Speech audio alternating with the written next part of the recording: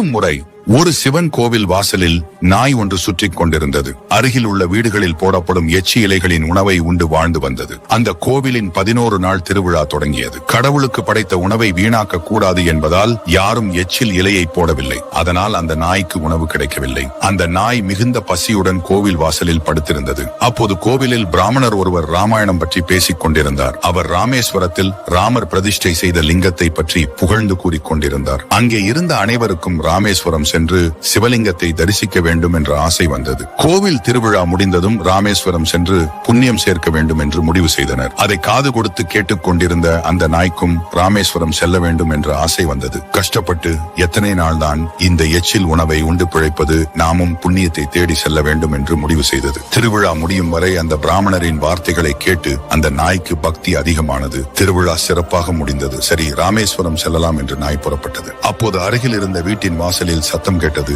நாய் திரும்பி பார்த்தது. ஒரு வீட்டின் வாசலில் எச்சி இலையில் நிறைய கறியுடன் உணவு இருந்தது. மிகுந்த பசியுடன் இருந்த நாய் அந்த உணவை சாப்பிட்டது. ஆஹா, என்ன ருசி, என்ன மனம்! நல்லவேளை ராமேஸ்வரம் சென்றிருந்தால் இந்த கறியுடன் உணவு கிடைத்திருக்காது. ராமேஸ்வரம் செல்வதை மறந்து அடுத்த வீட்டில் எப்பொழுது எச்சி இலை விழும் என்று பார்க்க ஆரம்பித்தது. இந்த நாயின் மனதை போலதான் மனிதனின் மனமும். எதுவும் இல்லாத பொழுது சோகத்தில் இறைவனை நினைத்து பக்தியில் மூழ்குவதும், அதே சமயம் நாம் நினைத்தது அனைத்தும் கிடைத்துவிட்டால் இறைவனை மறந்து ஆட்டம் போட ஆரம்பித்துவிடும். இதுவே பிறவி துன்பத்திற்கான முக்கிய காரணம்.